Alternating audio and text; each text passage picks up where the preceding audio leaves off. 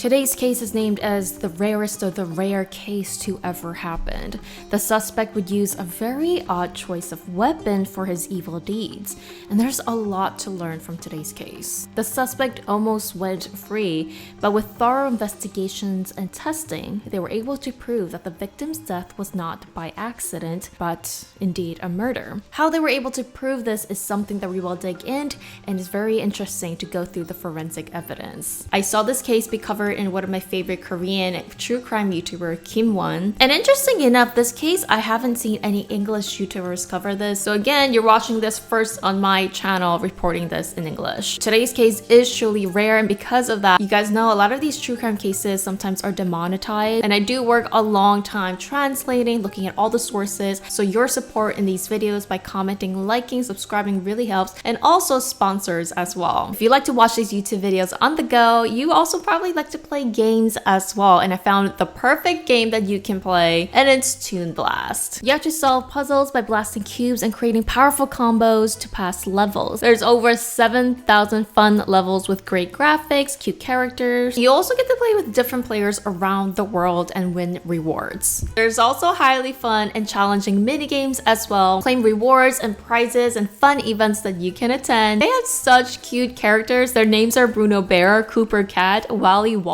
and you get to travel around the magical world. And there's no Wi-Fi to play this, so if you're on the plane, there you go, you got a game to play without Wi-Fi. It's just a fun, easy game that you could play and still challenge your brain as well. There's millions of reviews and high ratings on the App Store, so you know everybody is enjoying this. And download the game free using my QR code. You will get 3 hours of unlimited lives and 100 coins. Thank you so much to Toon Blast and you guys for supporting today's video. Today's case happened in a region called Kerala in India.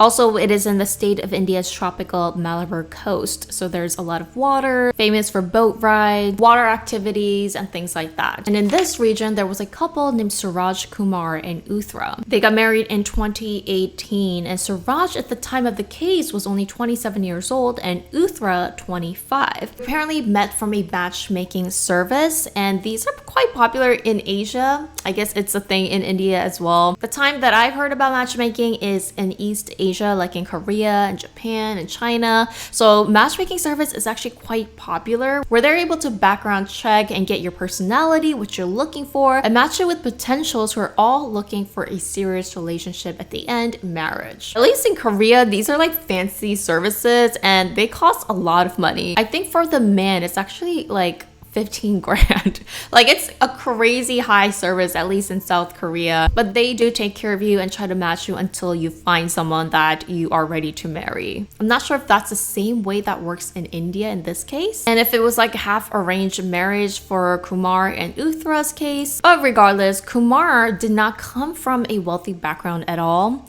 He was a bank employee, and his father was an auto rickshaw driver, and his mother was a housewife. So he himself didn't have much money as well, and it's said that because also maybe because Kumar didn't grow up with money, he always had this craving, this like extreme greed when it came to finances. Now Uthra, the 25-year-old young beautiful lady, was actually disabled. They say that she had a learning disability. Uthra's brother Vishu says, quote, "We wanted to find someone who would make her happy.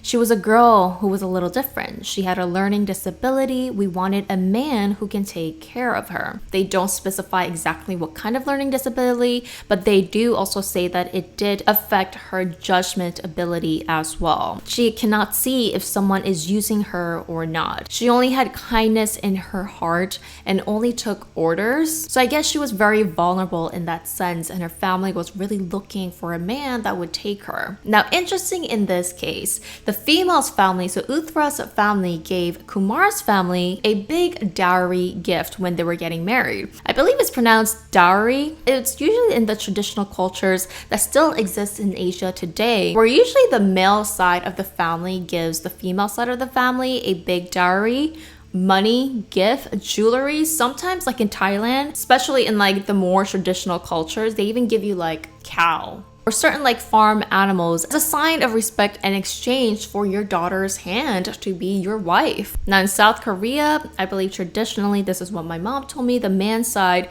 pays for the new house that you're going to be living together, and the female family side helps pay a little bit for the wedding and household goods. Now in Kumar and Uthra's case, Kumar accepted the dowry from his wife's family, about 720 grams of gold, a Suzuki sedan car, and about 500,000 rupees, which equals to about $6.7 thousand in cash. Now I'm assuming in this case, the female side gave dowry to the male because she had a disability. And a lot of people aren't willing to take care of someone that does have a disability. I guess in these kind of cases, there needs to be some kind of an exchange of monetary goods. So I'm assuming that is what happened here. I don't think even in India, it's usually the female side that gives dowry to the male. But I might be wrong. If you're Indian, leave a comment down below how that system works. A year into the marriage, they went on to have a son as well. From the outside, it seemed like the perfect arrangement. They found a man that was willing to take care of their disabled daughter. But inside of these families, something really dark and sinister was happening. Now, only a year into the marriage, Kumar thought that his wife was becoming inconvenient and he did not want to take care of his disabled wife any longer. And I guess to Kumar, he didn't see his wife as anything more than just a monetary financial gain. He saw her and her family, Uthra's family, as like a money sign. And it wasn't just Kumar, it was actually the entire family. Kumar's parents always demanded Uthra's parents to pay up. And in this report, they say that Uthra's family was demanded to pay up pretty much for all household items and furnitures and appliances, anything that they would need throughout the year or two, anything that they wanted. They just demanded the person, hey, like you should be buying this. Like your daughter's gonna be using it. Like your daughter's in their house. You buy it. They demanded them to buy another car for them, and even demanded that they pay for Kumar's sister's admission fees for her education. So they basically wanted Uthra's family to pay for not only Kumar, but Kumar's sister. And I'm guessing this is kind of how it went down. Kumar's family saw Uthra's disability as her weakness that they can leverage. And maybe said something like, hey, like we took in your disabled daughter that nobody wanted. And as a traditional, marriage, she's not a virgin anymore, she has a kid, this is the only man that's gonna take care of her, so you should be paying up more throughout the entire marriage. And I'm sure Uthra's family kind of felt in handcuffs, like there was nothing else that they can really do but to accept the demands of the daughter's husband's family. And it was later reported that Kumar's parents also really treated her bad, like physically bad, when she was around the house. I believe Uthra was living with Kumar and his parents' house. So can you guess how Kumar's parents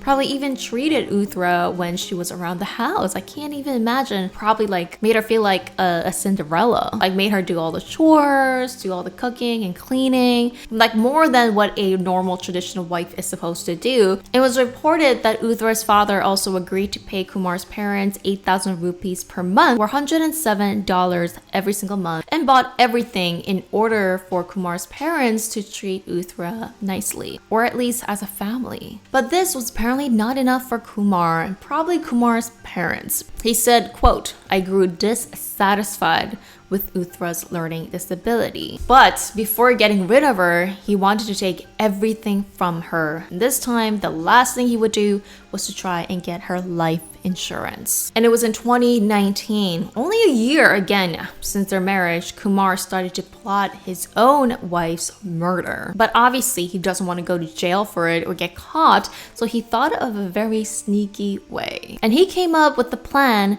of using a snake's venom as a weapon. Now, according to reports, snake bite deaths are not rare, especially in Kerala region of India. Well, I don't know if this is a report for entire India, but apparently there were 1.2 million fatalities from 2000 to 2019, which is a lot. And 99.9% of these deaths are deemed as accidental. So no wonder, like, you would think that this is the perfect weapon so that no one finds you suspicious. Like 1.2 million fatalities from snakebite in India alone within the last 20 years is still a lot. So he started to get obsessed with this idea and started to watch a lot of videos hours and hours of countless videos so that he can become knowledge on how to handle a snake, the snake's venom, how it is penetrated into a human skin, and etc. And among the hours of videos that he watched, including snake masters videos, he found that there was a snake called Russell viper, which is considered a very aggressive snake in Asia. There's a viral video out there with one drop of Russell viper's venom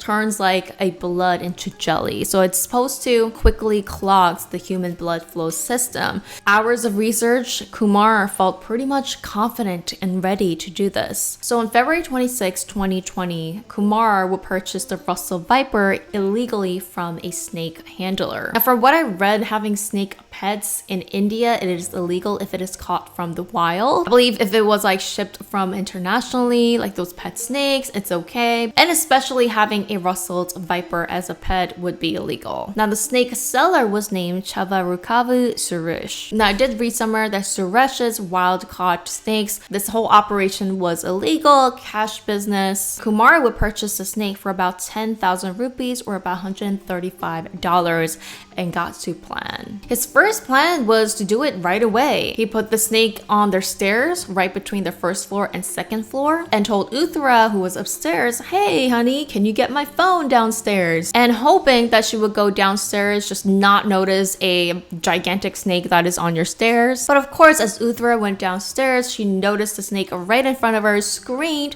and called for help from her husband. Her husband came down, be like, oh, there's a snake in the house. Probably pretending like he knew nothing when he was the one who planted this. Got a plastic bag and just swooped the snake and said he'll get rid of it. And now it was time for his second plan on March 2nd, only a few days later since his first try. This time he wanted her asleep. So he would get some sleeping pills, mix it in rice pudding, and gave it to her. He saw her eat it and she quickly got really tired and fell into deep sleep. Again, which is sick because she is disabled. She probably doesn't have the capability to detect these things, to find anything suspicious and sinister, and for him to watch her do this and use her vulnerability is crazy. Now, when she fell asleep, this is when Kumar brought out the snake again, and this time he wanted to make sure the snake bit her, and it did. Kumar made the snake bite into Uthra's arm, releasing poison. Now, we will get into forensic evidence later of how they were able to prove that he manually forced the snake to release its venom versus being natural. You know, seeing a human and just biting into it. We will get to the forensics in a bit. It's very interesting how they were able to prove that it was manual. But Uthra says that she woke up in excruciating pain and she could not move. She asked her husband for help, and of course, the husband, Kumar, took his sweet time, moving really slowly to try and get her to the hospital. Like, oh, okay, well, are you okay? Are you sure? Let me get a band-aid for you. Like, you sure you wanted to go to the hospital? Maybe you're okay. Maybe you're just sick. Apparently there was some delays, but she finally got to the hospital. Now, when they got to the hospital, Kumar told the doctors and Uthra's family, oh, I think she got bitten while she was, manually washing the clothes in the bathroom. And this was a serious issue. I mean, Uthra was hospitalized for 52 days, so almost a month. But she got really lucky because she ended up recovering. Although she had to only lay in bed, she had skin grafted and was unable to walk properly again. So I'm guessing that she got skin grafted and she wasn't able to walk because it affected her nerves and probably some of her blood was clogged. Kumar was really frustrated that his plans did not go through. And they found later in his phone records that the very next day after his wife was hospitalized, he searched on his phone Cobra. Now he wanted a different snake. A stronger snake. Now, Uthra, of course, was at the hospital, told her parents that, hey, I never washed clothes that night, so I'm not sure where I got bitten by a snake. Of course, having snake bites not be such a rare thing in India, they probably kind of looked over it. Finally, after a long recovery, Uthra would go back to her parents' house in order to recover some more. And on April 22nd, this is when she started to live at her parents' house. Kumar was in a hurry for whatever reason, and he went back to that snake dealer and purchased a cobra like right away. And on May 6th, just 2 weeks since Uthra was discharged from the hospital. Somehow undetected, he would bring the cobra to Uthra's parents' house in another attempt to murder his wife. And same thing, Kumar would mix sleeping pills into some juice and gave it to his wife. And I guess like Uthra's parents weren't around when he was doing all of this, or did it when they weren't looking. And of course, Uthra being such a nice lady, she probably just drank whatever the husband gave her, and she trusted that man as her own family member, her husband. And this time, Uthra was sleeping in her bed again in her parents' house, and this was on the second floor. And this is where Kumar would bring out his jar where he pretty much kept the snake. And now Kumar would open up the jar where he put the cobra snake in and released it inside of the room in hopes that it would bite his wife. And this is a really, really sad and angering part. For me, at least in my opinion, of course, aside from the victim Uthra. We will get more into the forensic evidence and the autopsy, but they found that the snake was kept in the jar for over 7 days. So for a number of days, it was just kept confined in the jar without any food. So he purposely starved the snake in hopes that it will be hungry enough to go and bite someone. Now, it was the morning and Uthra woke up at the same time and came downstairs at the same time, but this time it seemed like Uthra was sleeping longer than usual, so her sister went upstairs to check up on her